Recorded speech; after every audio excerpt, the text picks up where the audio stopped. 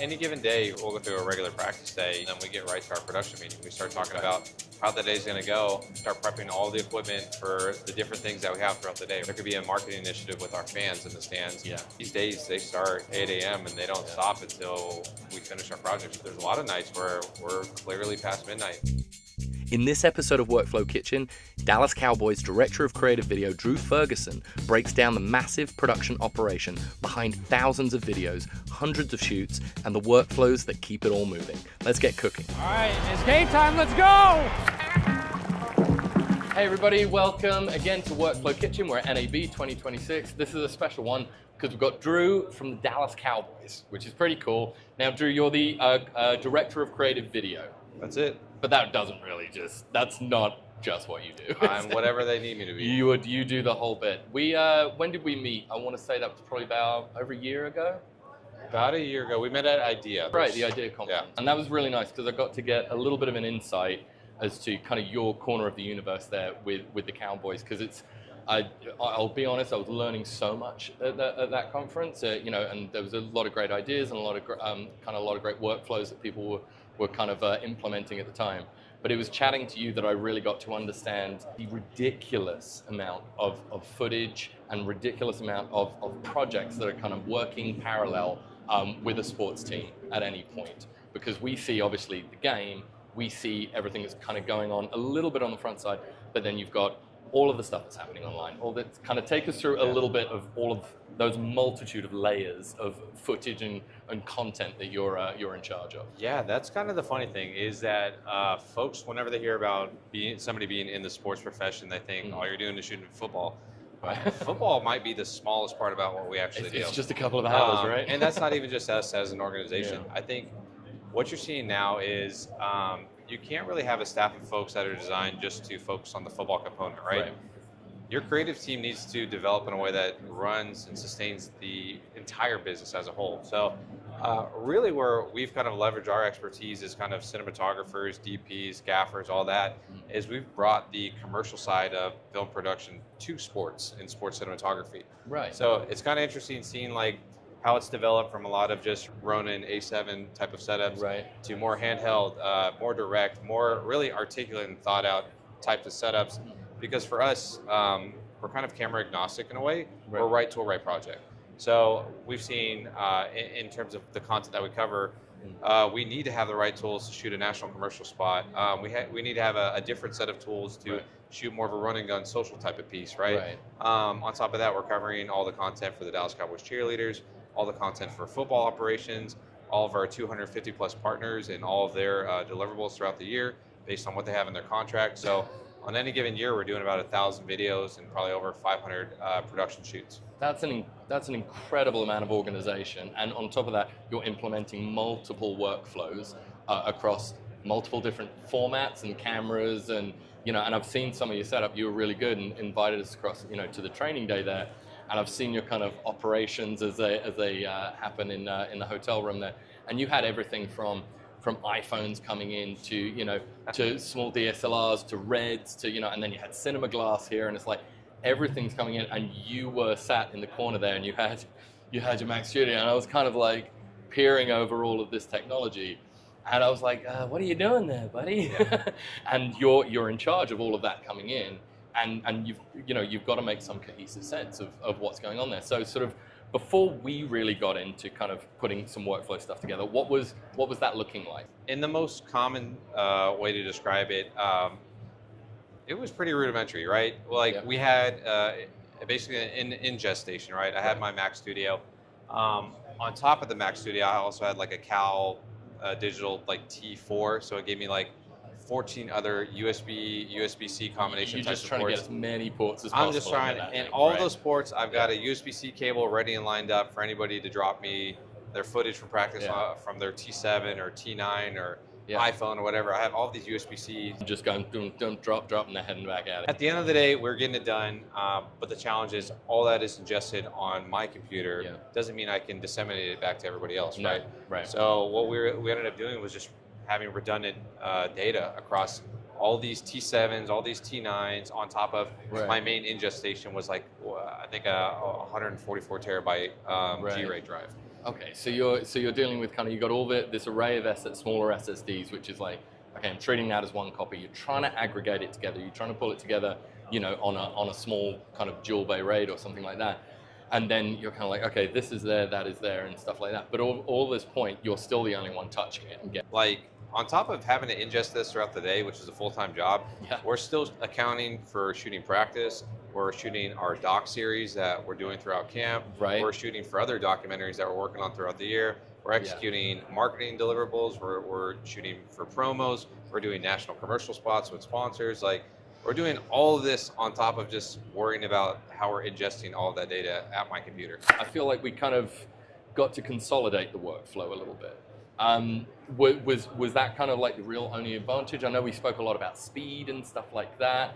Was that kind of, where were you really seeing the advantages once we implemented the P&L? It felt like it was guys that had a fresh idea that really wanted to try something new, and just solve a problem that all of us were experiencing across the board. So for me, I think a really big part of my job that maybe isn't a tangible action item, but just something that people think about, we're expected to be the best, like, hands down, whether that's from an efficiency standpoint, from the creative work that we output, we hope that it shows up on the field every year, but for me, I'm having to think about all this all the time. So when you guys came to us with the solution for a problem I've been having for a long time, I was super receptive to hearing what you guys had. One of the best parts was honestly how open you were about the workflow, but also where you knew you wanted to improve it. And you're not, and to your point, you're not the only one either. This is a problem that I think a lot of operations that are really pushing that volume of content like you are, I think they're having this same challenge. You can't be the only person facing this stuff. So with that, you kind of like letting us into the fold and actually letting us really see how it works. One of the things we spoke about was the encryption layer on this. Now, not necessarily something. I mean, we talked about things 6-7 years ago. We were like, hey, encryption, and people were like, I don't care. Now, I can't even think of anybody entertaining, doing, especially what you're doing, without the encryption part of it, because and that's not necessarily something that you have to put on there. You also that you want to put on there, should I say? It's something you have to put on there, right? So kind of like, how does that trade-off work? How has it worked, or does the trade-off just not work? And that's one of those things that, as a content creator, I'm not necessarily thinking about, right? For me, I'm trying to think about speed. I'm trying to think about access. I'm trying to think about what's going to make us efficient so we can get on to the next project and that we can create the right type of content for whatever's at hand. But at the same time, I have other parts of the organization, IT, legal, all of them all have their own goals and initiatives, and a lot of that is protecting the organization. So for them, encryption is like hugely important. And I think that's been the best part, is that with the Pro Data solution, I don't really have to think about much. Like, that's great. It allows me to be hands off, and I can continue to do what I do best for the organization, for my team, for the content that we create. It really lets the rest of my team kind of be a little bit more accountable too, which is awesome. Like, they're the ones that are going to be handling the ingesting on their end from what they shoot. As long as I develop out the plan as far as our file structure organization, whatever, the way that we're going to do our asset management in our containers, it's fine. I let them do the rest of the work. So for me, I could figure out a very easy setup to solve the issue we had at the time, right? Was I needed ingest data, cool. Make more ports so I can get all the SDs, all the iPhones, all the different drives that were coming in. But then we had an issue with just speed. Like the sustainability of the speeds for all the different drives. The drives that we had they're getting capped, right? Like they would hit a sustained speed, or they wouldn't sustain a speed. They'd hit a really fast speed, and then they would drop. And then we'd just be waiting and be in this weird limbo for a really long time of like, okay, I thought you transferred that, but like it's still saying it's going, or so I think that was one of the most challenging parts of just being at my ingest desk, is for all these different drives. It's like, if I was doing all of them at the same time, that was a lot. Like, we were putting on my computer, putting on the drives. It's long hours, man. I mean, I've been there. We were talking about it earlier. The hotel room with the blue light blinking while you're trying to sleep. Because you're just waiting for this transfer to finish. Any given day, right? We'll go through a regular practice day. We wake up, we eat breakfast, and then we get right to our production meeting. We start talking about how the day's going to go. we start prepping all the equipment for the different things that we have throughout the day, right? There could be a marketing initiative with our fans in the stands. Yeah. There could be a piece after practice where a guy, needs to show up to do a quick commercial shoot. Right. Or it could be just stuff immediately on the field on top of the practice footage. So for us, these days they start, 8 a.m. and they don't stop until we finish our projects for the day. They're done. So, yeah. I'd say there's a lot of nights where we're clearly past midnight. It's weird because these are long days, right? But we're all having a lot of fun. Like we're with the right people doing the things that we're passionate about. So for us, these long days of ingesting, it was just taxing. Like anything you can do to bring that finish line anything. Just a little closer is gonna. It's always gonna be well.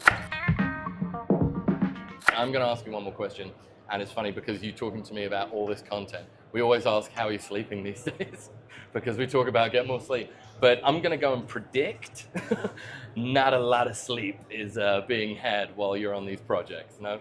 Yeah, I think even last night, I told you earlier, I think we got four hours of sleep before today, and then came immediately to the conference. That's better than I've had in the last week. Fantastic. Drew, thank you so much for coming. It's always a pleasure hanging out with you, man. And it's great talking about the workflow, and I look forward to, honestly, when we go to next season, we get to do it all over again. That's awesome. Appreciate Thank you so guys. much. Thank you. Good on you. Thanks, everybody, for this is another episode of Workflow Kitchen. Have fun at NAB 2026, and we'll see you on the next episode. When you have featureful, sustained throughput in the field, it allows you to rethink everything. Now you can do things the way that you want to, from immersive productions to high-end commercials. New episodes of Workflow Kitchen explore how creative professionals are bringing enterprise-grade workflows to the edge.